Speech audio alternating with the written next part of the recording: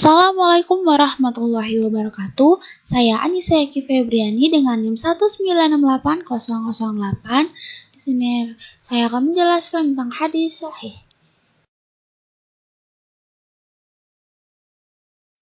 Yang ingin saya jelaskan pada presentasi kali ini yang pertama adalah pengertian hadis sahih, pembagian hadis sahih, contoh hadis sahih, syarat-syarat hadis sahih, tingkatan-tingkatan hadis sahih, hukum hadis sahih, kitab-kitab hadis sahih, dan yang terakhir ada mengukur kesahihan hadis.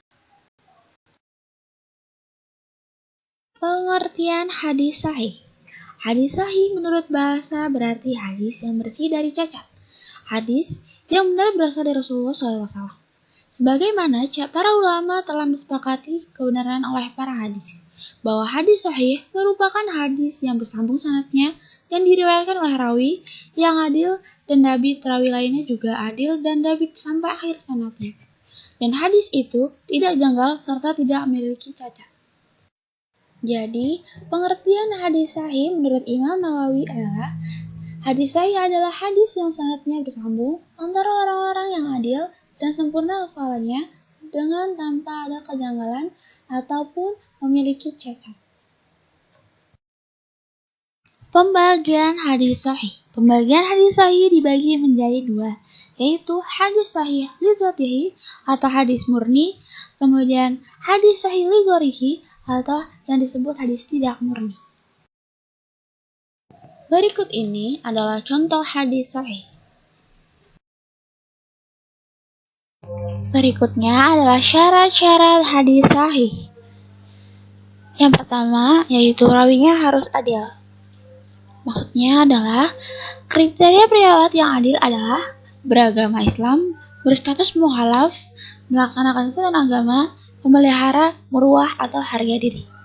Selanjutnya adalah rawinya bersifat dhabit. Maksudnya adalah bahwa rawi hadis yang bersangkutan dapat menguasai hadis yang diterimanya dengan baik bagi hafalan yang kuat ataupun dengan kitabnya. Kemudian ia mampu mengungkapkan kembali ketika meriwayatkan kembali. Persyaratan ini menghendaki agar seorang perawi tidak melalaikan dan tidak semaunya ketika menerima dan menyampaikannya. Syarat-syarat hadis sahih selanjutnya yaitu sanadnya bersambung. Maksudnya adalah bahwa setiap rawi hadis yang bersangkutan benar-benar menerima dari rawi yang berada di atasnya. Dan begitu selanjutnya sampai kepada pembicara yang pertama. Sanad suatu hadis dianggap tidak bersambung bila terputus salah seorang atau lebih dari rangkaian para rawinya. Boleh jadi rawi yang dianggap putus itu adalah seorang rawi yang dhaif, sehingga hadis yang bersangkutan tidaklah sahih. Tidak berilat, maksudnya adalah bahwa hadis yang bersangkutan terbebas dari cacat hadisnya, yakni hadis itu terbebas dari sifat-sifat samar yang membuatnya meskipun tampak bahwa hadis itu tidak menunjukkan adanya cacat-cacat tersebut. Jadi, hadis yang mengandung cacat itu bukan hadis yang sahih. Syarat hadis sahih yang terakhir adalah tidak janggal atau syadz, yaitu adalah kondisi di mana seorang rawi berbeda dengan rawi yang lain yang lebih kuat posisinya.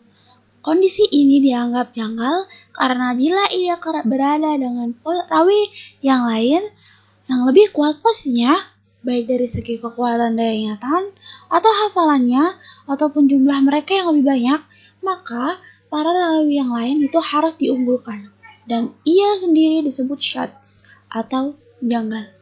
Dan karena kejanggalannya itu maka timbullah penilaian negatif terhadap periwayatan hadis yang bersangkutan.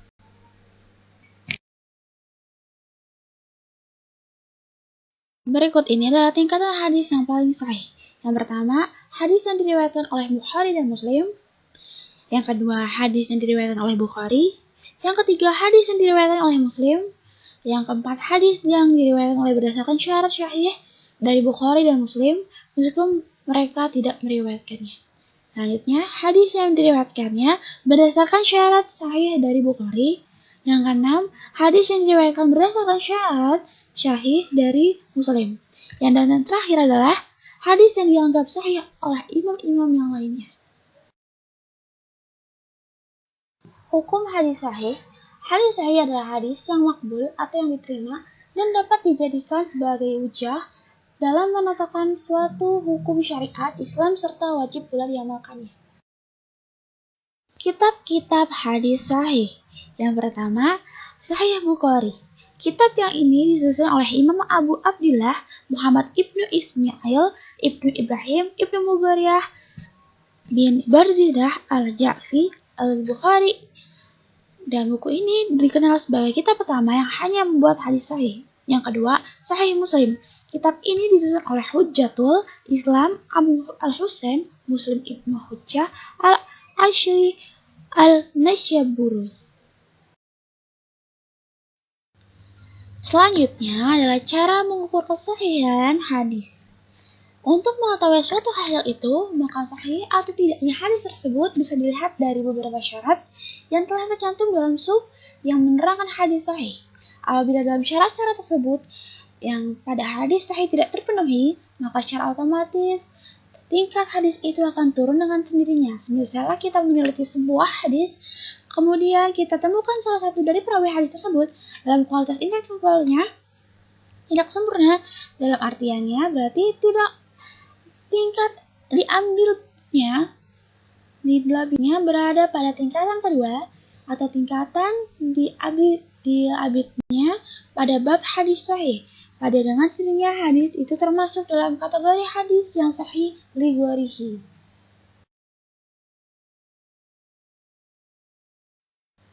Terima kasih. Kurang lebih saya mohon maaf. Wassalamualaikum warahmatullahi wabarakatuh.